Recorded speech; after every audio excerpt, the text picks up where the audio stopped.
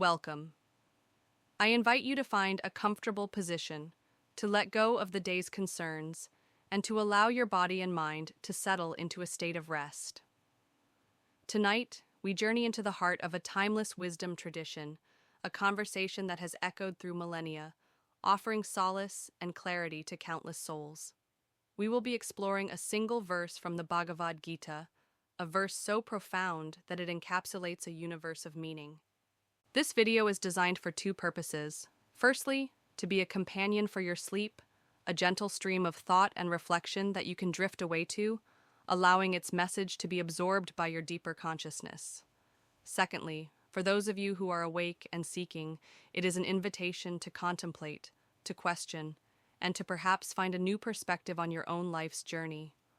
We encourage you to share your thoughts and reflections in the comments below to create a space for collective wisdom and discussion. The verse we will be exploring is from the second chapter of the Bhagavad Gita, verse number 47. In Sanskrit, it reads, Karmanye vadikaraste mafaleshu kadachana, makarma phala hetur bhurmate sangostva karmani. 1.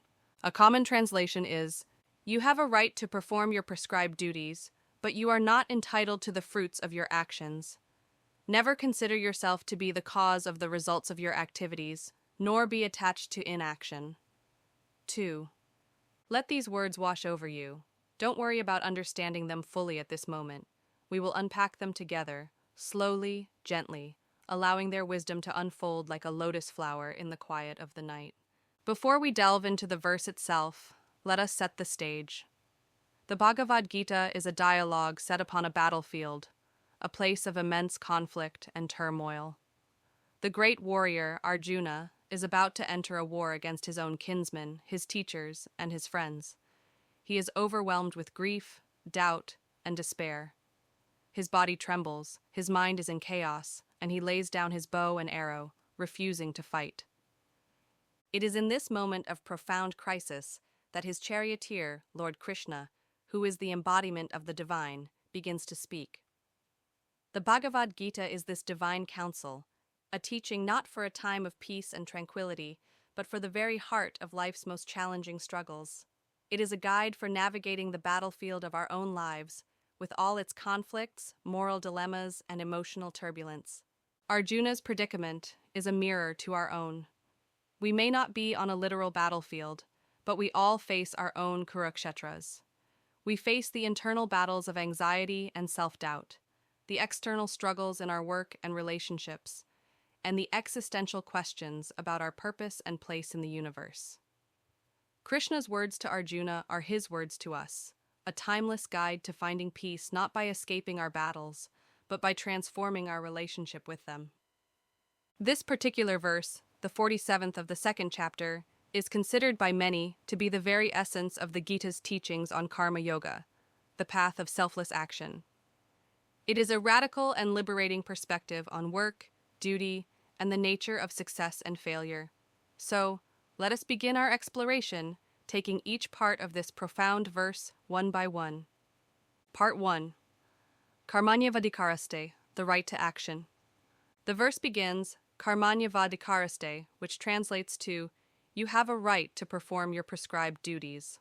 Let's break this down. The word karma simply means action. Our entire lives are a continuous stream of actions. From the moment we wake to the moment we sleep, and even in our dreams, we are engaged in action. Breathing is an action. Thinking is an action. Speaking is an action. Life is synonymous with action. The verse, however, speaks of prescribed duties, or svadharma. This is a crucial concept. Svadharma is one's own natural duty, the path that is uniquely ours based on our inherent nature, our temperament, our skills, and our stage in life. It is the role we are meant to play in the grand cosmic drama. For a doctor, the svadharma is to heal. For a teacher, it is to impart knowledge. For a parent, it is to nurture a child. For an artist, it is to create. Your svadharma is not something imposed upon you by society, but something that arises from the core of your being. It is the work that feels most natural and authentic to you, the work through which you can best contribute to the world. Think for a moment about your own life. What are your prescribed duties? They may be your professional responsibilities, your roles within your family, your service to your community, or your personal spiritual practices. These are the arenas of action that life has presented to you. The verse says that you have a right to perform these actions. This is a powerful statement. It implies that your actions are your own sacred domain. No one can take away your right to engage with your life, to perform your duties with sincerity and dedication. It is your inherent power and privilege as a conscious being. This part of the verse calls us to embrace our roles, to step up to the plate, and to engage with our lives fully and wholeheartedly. It is a call to be active participants, not passive bystanders. Visuals shift to slow-motion imagery of a potter's hands shaping clay on a wheel.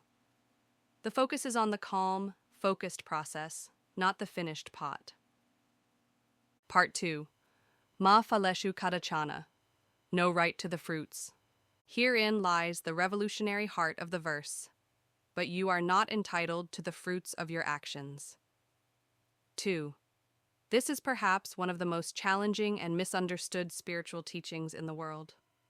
What does it mean to act, but to have no claim on the results?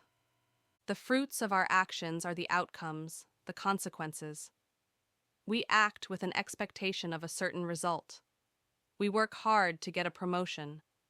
We are kind to someone hoping for their affection in return. We study diligently to get good grades. We invest our money with the expectation of a profitable return. Our modern world is built almost entirely on this principle. Action is a means to an end, and that end is a desired fruit. Krishna tells Arjuna and us that while we have the right to the action, we have no right to the fruit. The outcome is not in our hands. Think about it.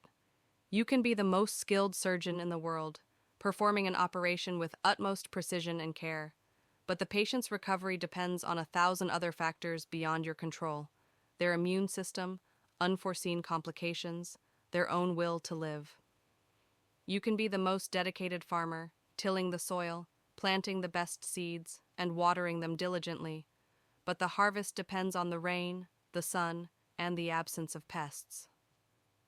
We have control over our efforts, but the results are a product of a vast and complex web of causes and effects, most of which are entirely out of our hands.